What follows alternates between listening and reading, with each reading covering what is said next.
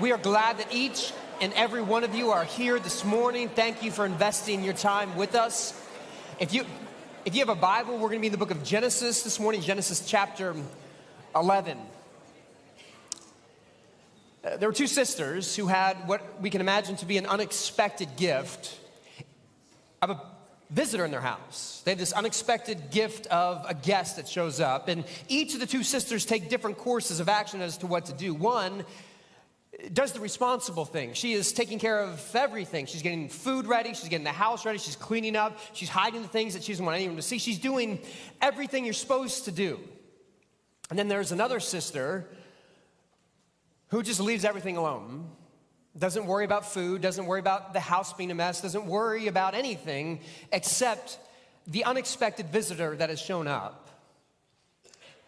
And the one who was doing everything wasn't happy about the one who wasn't doing anything. And this is that interaction in Luke's gospel about those two sisters, Martha, who did everything, and Mary, who seemingly was doing nothing. But Martha was distracted by her many tasks. So she came to him, Jesus, and asked, "Lord, do you not care that my sister has left me to do all the work by myself? Tell her then to help me." But the Lord answered her, "Martha, Martha, you are worried and distracted by many things. There is need of only one thing. Mary has chosen the better part, which will not be taken away from her." Mary's doing the right thing by just being present to Jesus. Martha, Martha, you're worried and distracted. And I don't think it's just her that is worried and distracted. How many of us find ourselves always worried and distracted? This story reminds us of one thing that maybe we often forget, is that our attention is valuable. What we focus on, what we invest our energy into, it really is valuable, but it's also foundational for how we understand and interact with God. It's foundational to be aware of God. But unfortunately, we get worried and distracted. A couple years ago, I saw this commercial for the first time, and I've looked for way too many hours to find this commercial for you, but I couldn't, and so let me just tell you how this commercial goes. It's a bunch of different shots, and you have people who are all having their phone out recording what's right in front of them. You have some people who are recording this cat that happens to be on the ground, and so you have this like herd of people around the cat. You have one person who's in a library taking a picture of a quote. She takes a picture and then frowns. You have people walking down the road. They're all just on their phone, not looking at anything around them. And you hear the narrator saying, "We have lost the ability to live stories because we're too busy consuming small stories." And I'm watching this commercial going, yes, this is right. We're too busy recording stories or watching stories, and we forgot to live stories. And so I was really excited for the second half of the commercial to tell me what this product was that was going to solve the problem of us consuming stories instead of living stories. And it turned out to be a commercial for movie theaters. The movie house and eatery was running this commercial to advertise why we need to stop looking at little screens. Instead, come look at their big screens. When the theater industry is telling you you're looking at screens too much, you know you got a problem. You know you got a problem. Talking to a friend a couple years ago who was describing his travel protocol with the cell phone. And he said, whenever I travel, I don't use my normal case for my phone, but instead, I've got a case that has a backup battery charger built into the case. And so I travel with my phone in that. And when I travel with that case on my phone, I feel bulletproof. When you feel like it's life or death for your phone to die, you know you have a problem. But we have been programmed to wonder at the stars, but we have replaced that with looking at the bright screens on the wall or on the devices that we put in our pocket. Because the screen always wins. The screen always wins. It's why some of you are looking at me up here even though I'm right down here. Like I'm in the future compared to that. Like I'm half a step ahead, but you're like, I'll just stick in the past because it's brighter and shinier. And I've said that to y'all many times because it's weird at first to preach and you guys are like looking right over me. It's weird, but guess what? A couple years ago, I was doing an event with the gentleman who was here for our 50th anniversary, Bob Goff. We were at a church in Fort Worth, and I was doing this interview with Bob. And if you've ever heard Bob speak, you know he's a very engaging speaker. And so we're doing this interview, which is mostly just him talking to me going, oh, interesting. And that's all that was happening. And we're in this big room with lots of people there, and I'm interviewing him, but just over his shoulder is a screen with Bob and myself on the screen. And halfway through the interview with Bob, I'm no longer looking at Bob, but I'm looking at us on the screen. Because the screen always wins. At the beginning of the history of God's people, the Jewish people, God looks at a man named Abram, and to give him this grand picture of what his future is going to be, he tells him to look up at the stars in the sky.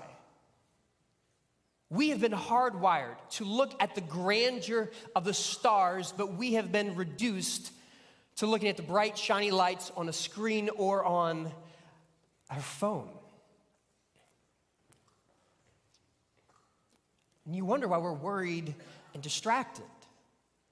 Because screen-based technology has an effect on us.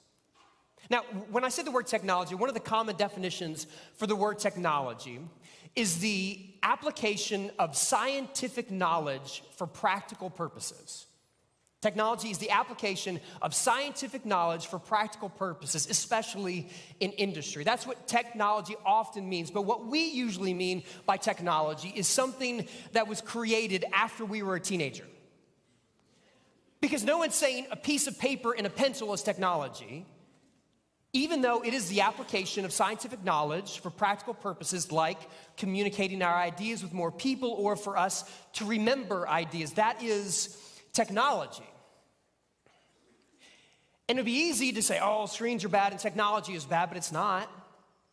It's changed what we're doing right here, right now. Like, church is different because of technology. It is massively different because of technology. Let me tell you a story. It was the late 1300s, and John Wycliffe, an Oxford theologian and professor, translated the New Testament into English, the common language, because he thought it would be proper for men to be able to read the Bible in their native language. Late 1300s, he does this. He dies in 1384, and you know what happened? The Archbishop of Canterbury said, what John Wycliffe did in translating the Bible into the common language of people was so bad that we're going to dig up his bones, we're going to set them on fire, and we're going to condemn him as a heretic. Because he converted the Bible into an English language which most people at that time could read. He wasn't the only one, and he didn't get the worst of it. That happened after his death in 1384. You fast forward to 1536, and William Tyndale translated the entire Bible into English, and before he died, they put him on a stake and set him on fire, and then he died.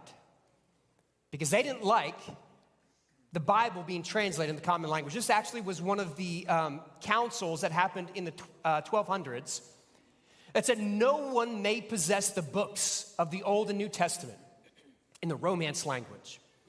And if anyone possesses them, he must turn them over to the local bishop within 8 days after promulgation of this decree so that they may be burned. There wasn't a lot of love for most people, for quote unquote lay people having access to the Bible in their own language. This was how church functioned until something happened around 1450 in Germany, in a town called Gutenberg, where the movable metal press was created, and it first put forward the Gutenberg Bible. And ever since the movable type press came into being, no longer could the church say everyone can't have a Bible because Bibles were all over the place. The printing press enabled the protest against the church's controlling of the Bible, which led to the Protestant church, which is what you and I are children of. Because of the application of scientific knowledge for the practical purposes of you and I having access to our own copy of the Bible, church is different because of Technology. And for the first 1,500 years of Christianity, people didn't have their own Bible. And so Martin Luther couldn't say sola scriptura, which was the cry of the reformers in the 1500s, until people had their access to their own scriptura. So you can't say technology is bad, because there are many things that are changed positively because of that. So no one's saying technology is bad, but what we're saying is you have to be intentional how you engage with technology. And honestly, it's been that way from the very beginning. It's been that way from the beginning. And we'll see that in our text for today. If you're physically able, we're going to stand now for the reading of God's word from Genesis chapter 11. So if you're able, would you please stand out of respect as we read Genesis chapter 11? Scripture said this: "Now the whole earth had one language and the same words. And as they migrated from the east, they came upon a plain in the land of Shinar and settled there. And they said to one another, 'Come, let us make bricks and burn them thoroughly.' And they had brick for stone and bitumen for mortar. Then they said, 'Come, let us build ourselves a city and a tower with its top in the heavens. And let us make a name for ourselves. Otherwise, we shall be scattered abroad upon the face of the whole earth.' The Lord came down to see the city and the tower which mortals had built. And the Lord said, 'Look, they are one people, and they have all one language, and this is only the beginning of what they will do. Nothing that they propose to do will now be impossible for them. Come, let us go down and confuse their language there, so that they will not understand one another's speech.' So the Lord scattered them abroad from there over the face of all the earth, and they left off building the city. Therefore it is called Babel, because there the Lord confused the language of all the earth, and from there the Lord scattered them abroad over the face of all the earth." The word of the Lord. Please be seated. In Genesis 11, this is what many people refer to as the prehistory, as though it is the history before the Jewish people begin. And in Genesis chapter 3, after Adam and Eve have sinned and they're expelled from the garden, they are told to move east, to keep going. And so they keep going, and eventually they get here in chapter 11. They've gone to the east, but eventually the people make an assessment. They say, "We don't want to continue to be scattered. We don't want to be scattered anymore. We want to stay here." And the problem with them not wanting to be scattered is this is the very first thing, one of the very first things that God told humanity. In Genesis 1, God tells Adam and Eve to be fruitful and multiply and fill the earth. Filling the earth is being scattered across the entire earth. At Babel, they say, we don't want to fill the earth. We don't want to be scattered anymore, even though God said it in Genesis 1, and then twice God says it after the flood in Genesis 9. But in the Tower of Babel, in verse 4 of chapter 11, you see them saying, we don't want to be scattered anymore. We don't want to keep going across the face of the whole earth. We don't want to do what God said to do. So we're going to stay here, and we're going to build a tower. Now, when they said a tower, it probably looked like the structure that is very common in what is modern-day Iran, or what used to be referred to as Mesopotamia. And these towers looked like this. Here's an image of one. And what you see is you have this mountain-looking structure that's surrounded by brick. They're typically completely squared off, and they resemble a mountain. Mountains in those days were understood to be places that had their feet on the earth and their heads up in the heavens with God. And they presented themselves as something that was in opposition to God's authority, which is why the book of Isaiah declares these words in Isaiah chapter 2. "For the Lord of hosts has a day against all that is proud and lofty, against all that is lifted up and high, against all the high mountains, and against all the lofty hills, against every high tower, and against every fortified wall." When at Babel they say these words in verse 4, let's go back to chapter 11, verse 4. Let us build a tower with its tops in the heavens and let us make a name for ourselves. What they're doing is making this arrogant declaration that we want to be not what God wants for us, not scattering and filling the earth, but instead we want to build up ourselves and build up our name. We arrogantly assume we deserve all of this. But how does this happen? The answer is the application of scientific knowledge for practical purposes. And what is that? Let's go to the next slide, verse 3. Come, let us make bricks and burn them thoroughly. And they had brick for stone and bitumen, which is like asphalt, for mortar. The technological advance which enabled the Tower of Babel to exist is a brick. And now I know most of us weren't born before bricks were created, so we don't think of that as technology. But when you have a brick and all of a sudden you can build with that, it opens you up to a whole new possibility of what you can create. The technological advance that enabled this arrogant assumption to equal God is a brick. And you can imagine after the bricks were created, there were many faithful people who looked down at the younger generation and go, you know what? I look at this younger generation and they're always holding bricks. There are bricks everywhere. There's bricks in religious buildings. There are bricks in school. There are bricks everywhere. That's the problem with this generation. It's bricks. They're always playing with their bricks. It wasn't the brick that was the fault. The brick just enabled the problem to exist. And the problem was arrogance. The problem was arrogance. But it didn't just stay right there, did it? It didn't just stay back then. Let me give you a quote. I'm going to read you this quote and see if any of you can guess what this quote is referring to. I cannot imagine any condition that would cause the ship to flounder. I cannot imagine any disaster happening to this vessel. Modern shipbuilding has gone beyond that. What is this referring to? The Titanic. This is the captain of the Titanic. Nothing can destroy it. Now, if you haven't seen the movie, I'm not going to spoil it for you how it ends. But there's a line in the movie where someone says, God himself couldn't sink this ship. Yet what happened? April 12th, 1915, is the wisdom of Proverbs 16 was realized again, that pride comes before the fall.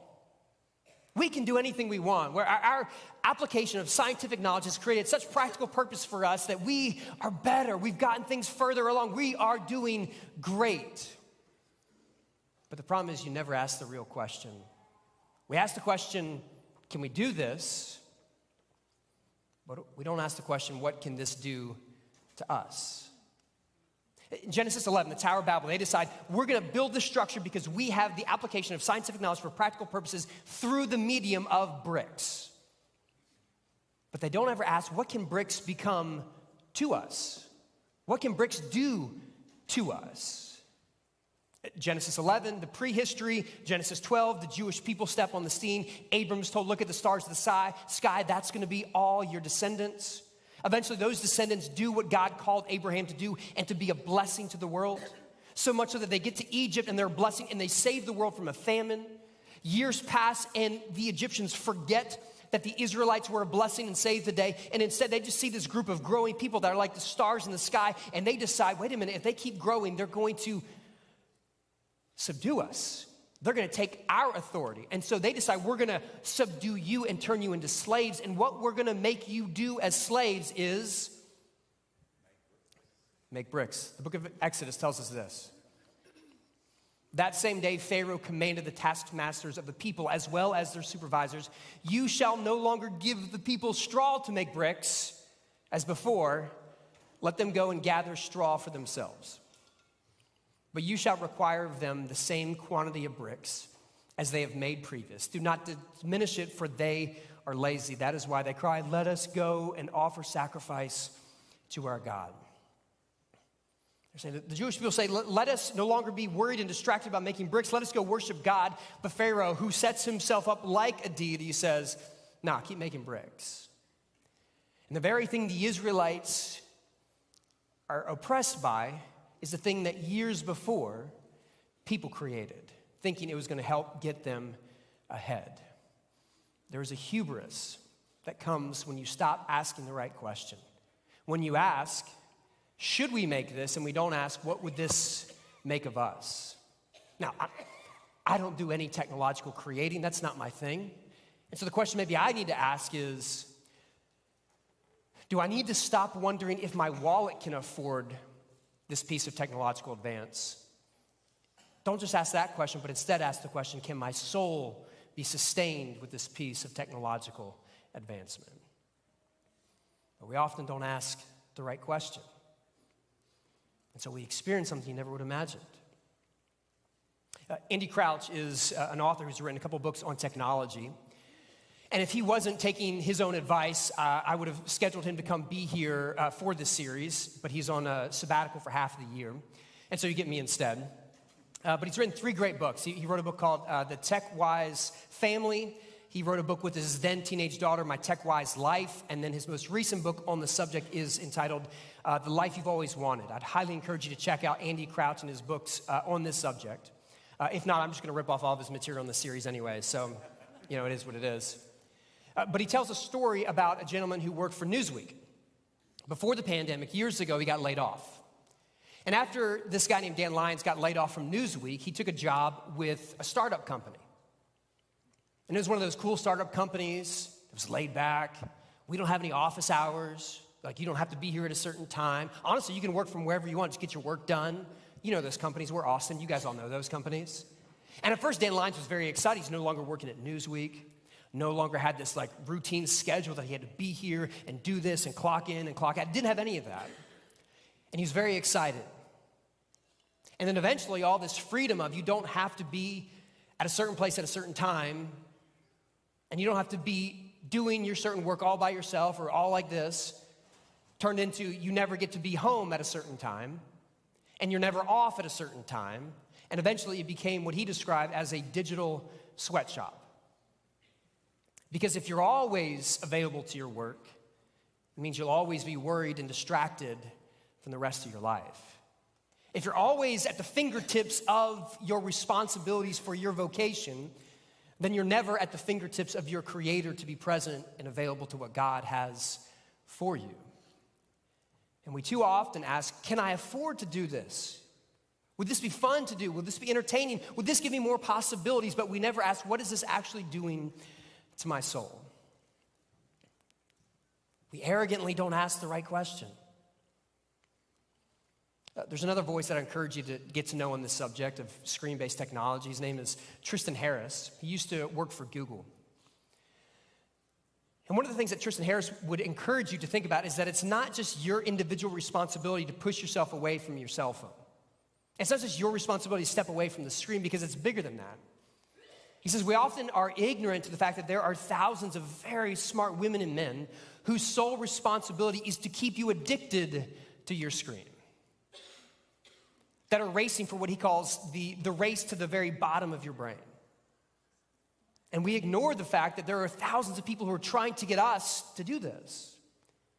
And in this way, it isn't just an individual problem of one human, but it's a humanity problem. It's all of us. It's the sin of all people. This is why in John 1, when John the Baptist sees Jesus for the first time, he says, "Behold, the Lamb of God who takes away the sin of the world." It doesn't say sins. It doesn't say this takes away Brent's sins and Luke's sins. It says all sin in a singular form, because this is the sin of humanity.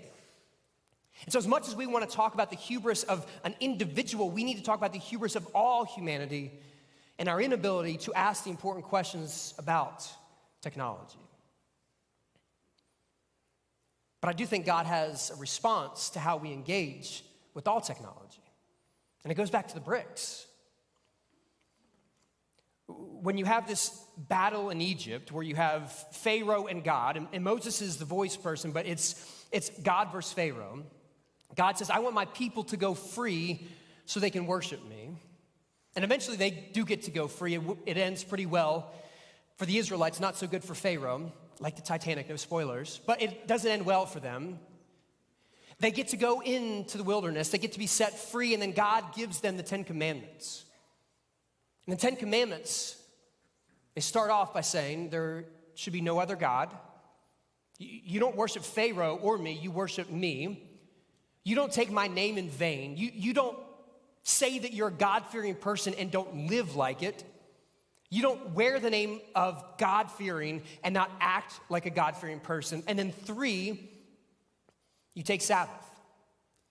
Because in Sabbath, you step away from work and you say, my ultimate responsibility is to not be focused to the gods of this age, of productivity and money. And I'm not taking God's name in vain. I am going to be faithful to being a person who lives out what it means to be a God person.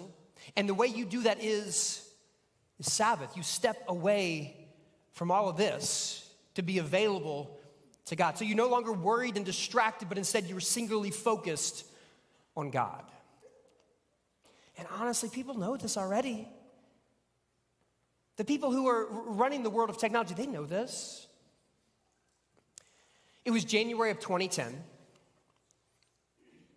Steve Jobs was having another one of his Steve Jobs presentations where he gets up and tells the world everything that they now need to have in their life, right? Steve Jobs would talk and all of a sudden I go, yeah, I can't live without that. And so he's giving another one of those speeches. It's January 2010, and he's saying this new invention is the best way to surf the web. It's better than a computer. It's better than your phone. It's the best way to listen to music. It's the best way to be on Facebook. It's the best thing yet. It is a iPad. January 2020. This is the best thing. You have to have it. Do you know what Steve Jobs never gave his kids? An iPad. Walter Isaacson, who wrote what I believe to be the definitive biography on Steve Jobs, and by definitive biography, I mean the only one I've ever read, says that even though he spent many hours and weeks and months with Jobs preparing for this biography, many times he had dinner with the family, he never once saw Steve Jobs' kids at the table with any device. Even though Steve Jobs was like the Pharaoh of technology, he said, my own kids need a Sabbath, need a break from it so that they're not worried and distracted. Evan Williams was one of the founders of Blogger and Twitter. He gave his boys tons of books, but not one iPad. Socrates, who also didn't give his kids iPads, said that the unexamined life is not worth living. The unexamined life is not worth living.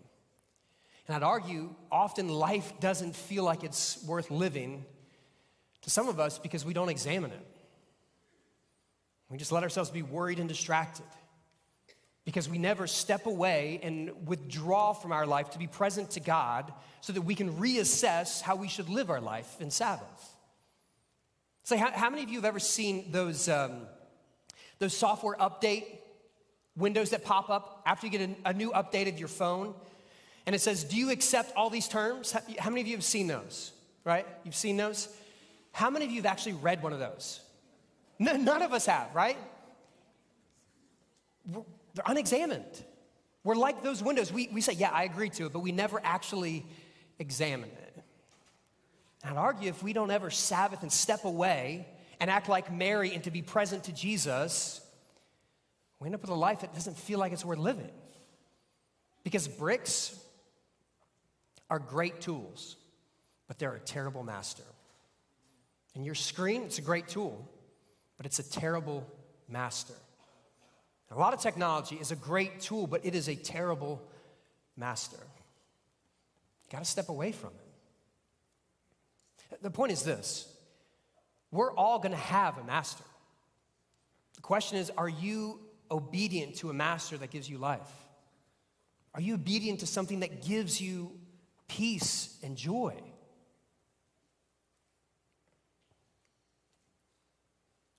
I don't know exactly why the early church, by early I mean up until the 1500s, wouldn't allow lay people to have their own Bible.